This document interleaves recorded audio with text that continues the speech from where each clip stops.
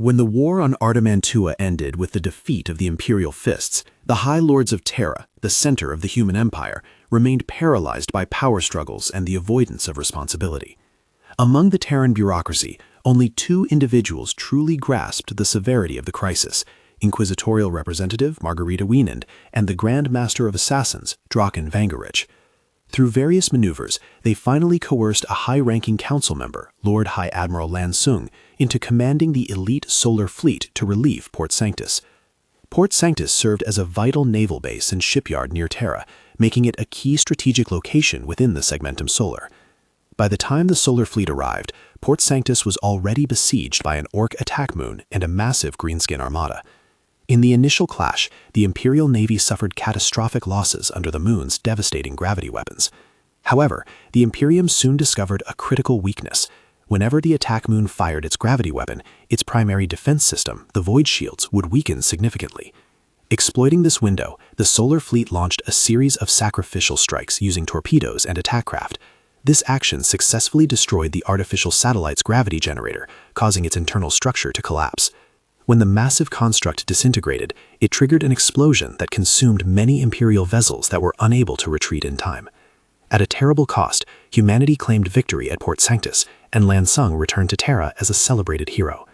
However, the green tide was far larger than anyone had imagined. While the people were still celebrating, another attack moon appeared directly in the skies above the Throneworld. With the solar fleet spent at Port Sanctus, the Imperial Fists wiped out on Artamantua, and the Adeptus Mechanicus on Mars refusing to provide aid, Terra sat defenseless and exposed. Bizarrely, the Orks did not attack immediately. They simply hovered above, watching the terrified population in silence.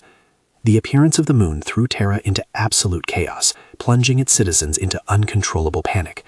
Although the Adeptus Arbites fought to maintain basic order, the mere sight of the moon drove many into despair and madness. As the psychological defenses of Terra reached their breaking point, High Lord Zhao Suin of the Merchant Fleet and Ecclesiarch Arakat Messering saw an opportunity to seize political momentum. They organized a Proletarian Crusade, inciting fanatical civilian volunteers and a small contingent of PDF and Imperial Guard to launch a holy war against the moon using makeshift civilian spacecraft. It was a suicidal endeavor. The unarmored vessels were obliterated by the thousands by Ork gravity weapons and cannons. Yet through sheer weight of numbers, a portion of the crusade managed to land on the moon's surface. For a brief moment, the Zealots even managed to push back the Ork infantry. However, the Orks retaliated by manipulating the artificial world's tectonic plates, literally moving two mountain ranges together to crush millions of humans instantly. Aside from a few survivors taken as prisoners, the crusade ended in total disaster. Following the defeat of the human forces, the Orks sent 3 ambassadors to the Imperial Palace. To the shock of the High Lords, the lead greenskin envoy spoke fluent High Gothic and demanded the unconditional surrender of the Terran government, threatening humanity with extinction should they refuse.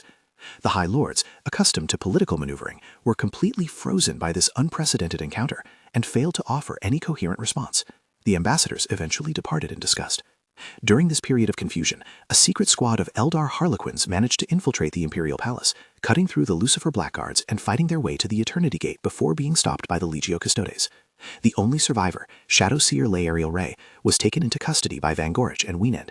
She claimed that she had been sent by Farseer Eldrad Ulthran of Craftworld Ulthway to meet the Emperor and deliver a warning.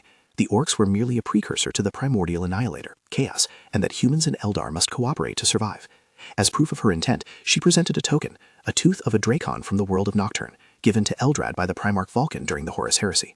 Finally, the last Wall Force, a coalition of Imperial Fists successor chapters, arrived in the solar system.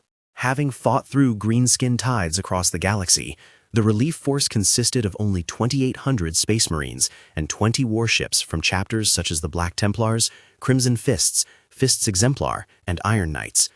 The supreme commander of this united force was Koorland, the last survivor of the original Imperial Fists. Upon returning to Terra, Koorland immediately set to work on a plan to destroy the Attack Moon. He used his authority to force the Fabricator General of Mars, Cubic, the only High Lord with significant remaining military assets, to provide support. A joint fleet of Astartes and Mechanicus forces launched a boarding operation, pushing into the core of the moon to disable its massive teleport gate and prevent further reinforcements. When a fellow successor chapter, the Iron Knights, arrived to bolster the attack, the Imperial forces succeeded in crippling the moon, neutralizing the immediate threat to Terra. In the aftermath, Koorland officially deposed the ineffective Lord Commander, Udin Macht Udo, and took command of the Imperium's military efforts himself. It was discovered that the Mechanicus had been secretly studying Ork teleportation technology, not to save the Imperium, but to move Mars itself to a safe location, abandoning Terra to its fate. Koorland halted these plans and utilized captured data to reveal that the source of the invasion was the world of Ullanor, the site of the Emperor's greatest victory centuries earlier. Koorland issued a grand call to arms, summoning all loyalists to gather at Terra for a crusade to eliminate the beast once and for all. It was at this critical moment that the Inquisitor Vitus shared a world-shaking revelation. The Primarch Vulkan, missing for 1,000 years, had reappeared on the death world of Caldera, where he was fighting a lonely, desperate war against the Green Tide.